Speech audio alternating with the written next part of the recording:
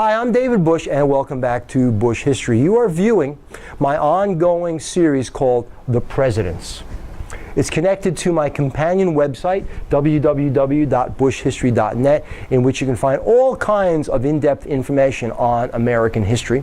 You will find a series of lessons on every topic in American history. You will find a series of review lessons, reviewing specifically on certain time periods in American history, reviewing for major exams if you want to do that. And you will also find more in-depth discussion and analysis of each of the things I talk about in this series called The Presidents. This series is a snapshot, a look at each of the presidential administrations. Sometimes I'll expand on the topics, and sometimes I'll suggest you take a look at the website for more information, because this is not meant to be in-depth analysis of any of these topics, more of an overview, as I said, of each of the presidents. So right now let's take a look at Richard Nixon. Richard Nixon holds a unique place in American history. Not to say that other presidents don't hold unique places, but he's the only one to ever resign. Let's take a look at him. 37th President of the United States. Richard Nixon, number 37, Vice Presidents, two of them. Spiro Agnew, Gerald Ford. His political party, he was a Republican. His term of office, 1969 to 1974. Who came before him and after him, and what were their political parties? Lyndon Johnson preceded him, he was a Democrat, and Gerald Ford followed him, he was a Republican. Any unusual circumstance surrounding his ascent to the presidency? Well, basically what happened was Richard Nixon followed Lyndon Johnson, who followed John Kennedy. Lyndon Johnson became president because John Kennedy was assassinated. So Lyndon Johnson could have been a 10-year president. He could have finished up the Kennedy administration. He did run for re-election in 1964 and was elected. He could have run in 1968, which connects us to Richard Nixon. Lyndon Johnson, because of what was going on in Vietnam and his failure to figure this whole thing out, decided he wasn't going to run for re-election in 1968. Well, that opened the door for someone else. And that someone else actually would have been Bobby Kennedy. Robert Kennedy was the most popular politician in 1968. He had the young people behind him. He was the brother of the slain John Kennedy, and it was thought that he would win this presidency, especially when Lyndon Johnson stepped down.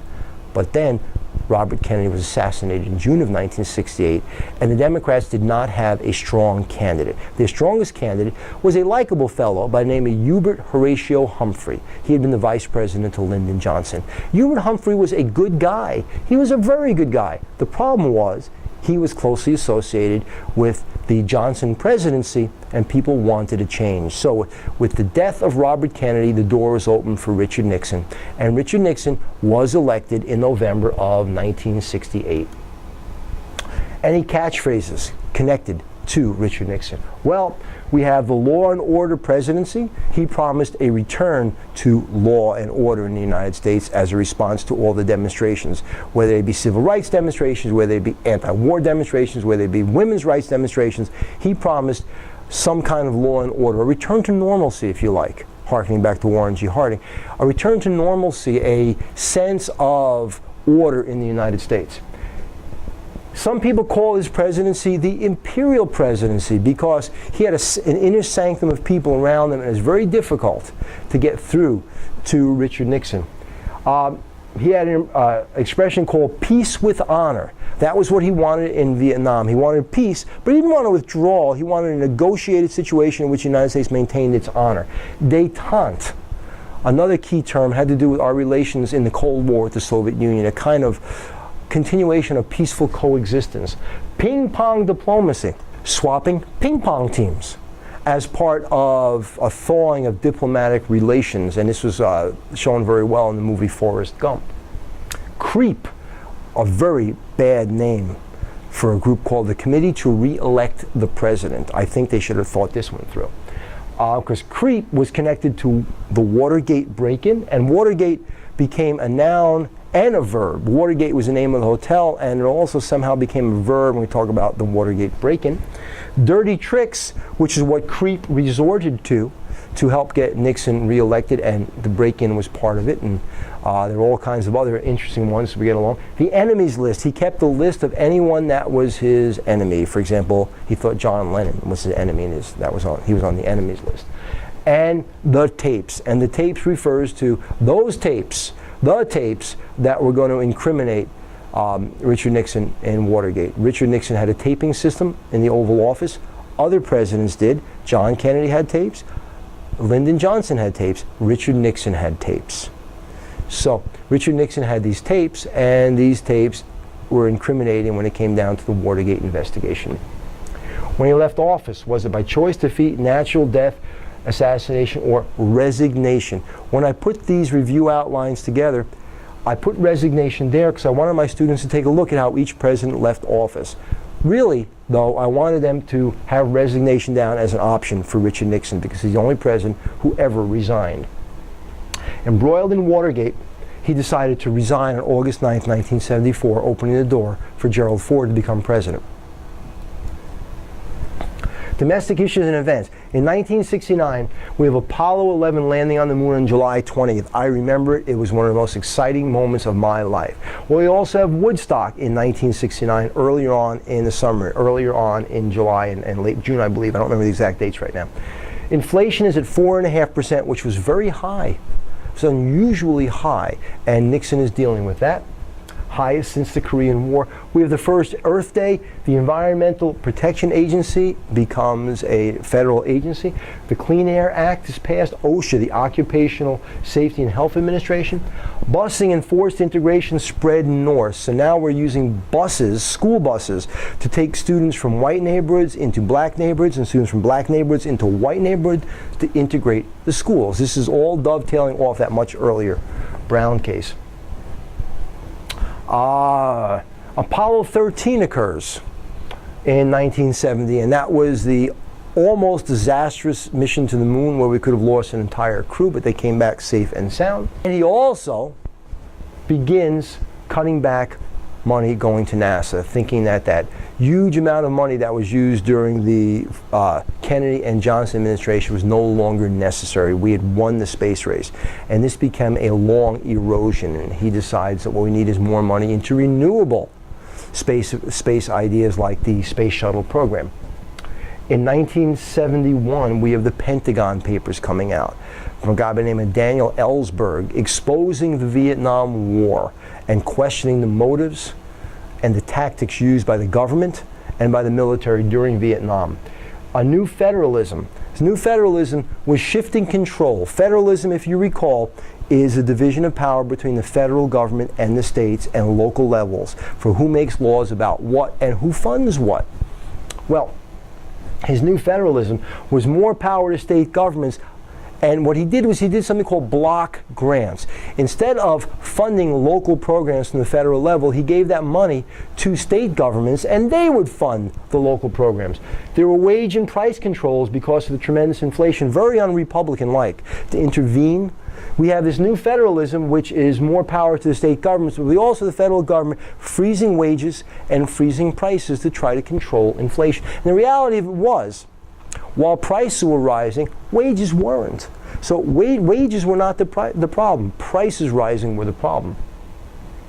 He ended the gold standard completely. So now, even though way back during the New Deal, Franklin Roosevelt called for the purchase of all gold in circulation to try to revalue currency, it takes us until 1971 to end the gold standard. American dollars will no longer be pegged to any amount of gold, so now dollars will float. They'll float against other currencies. It really allows for the printing of massive amounts of paper money because now there's no direct mathematical connection to gold. He announces his war on drugs, that drugs are a pariah in American society and the federal government will get involved in trying to clean up drug use in the United States. And we are going to get the 26th Amendment, which lowers the voting age to 18 from 21. So in 1972, we get the Clean Water Act, and that's certainly connected directly to the EPA and the Clean Air Act going back to 1970. The Watergate Break-In occurs in June of 1972, June 17th specifically. Nixon appoints a special prosecutor to investigate the Watergate Break-In. His name is Archibald Cox. And then we get the final Lunar Mission in 1972. December 7th, 1972, that's Apollo 17. So it's been a very long time since we've actually put someone on the moon and left Earth's atmosphere. In 1973, We get health maintenance organizations, HMOs.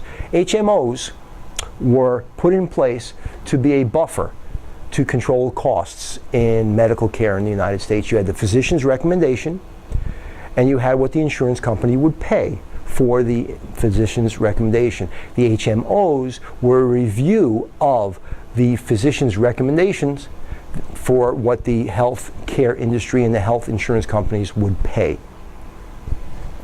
You have also occurring in 1973, you have Spiro Agnew resigning. Spiro Agnew, Nixon's vice president, resigned amidst allegations of income tax evasion and bribes that he received as governor of Maryland.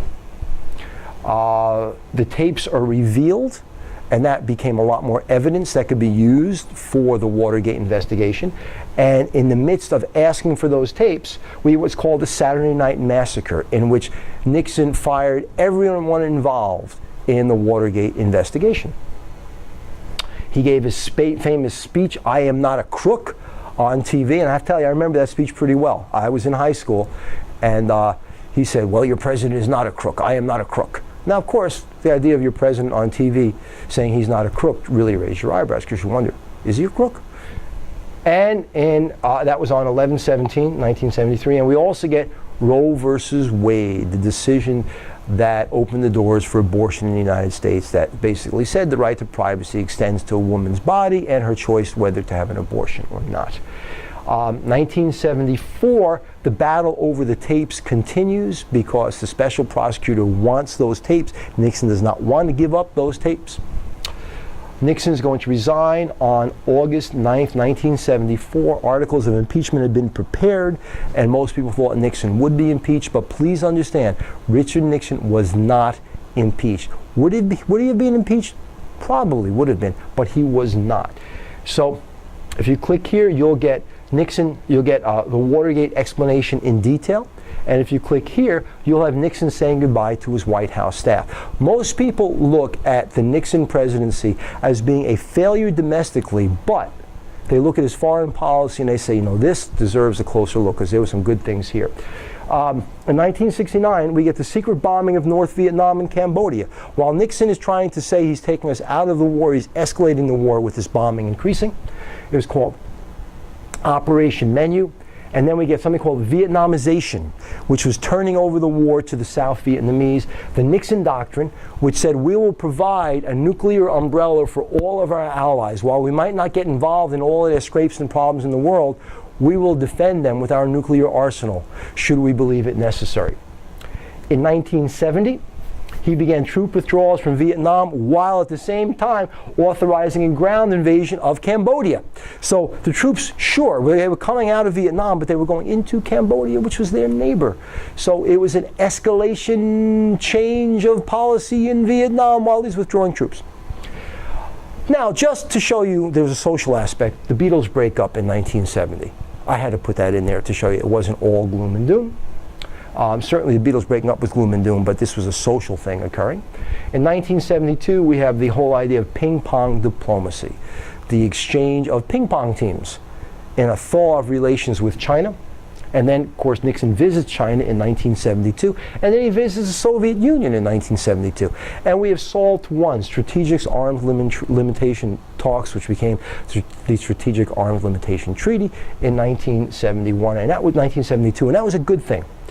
In 1973, we have the Paris Peace Accords, largely negotiated with the help of Henry Kissinger, Nixon's chief foreign policy advisor. We have Nixon's secret deal. As part of the Paris Peace Accords, we made a secret deal with the president of South Vietnam that said we would re-engage if the North Vietnamese invaded the South Vietnamese, and that was why the South Vietnamese went along with the Paris Peace Accords.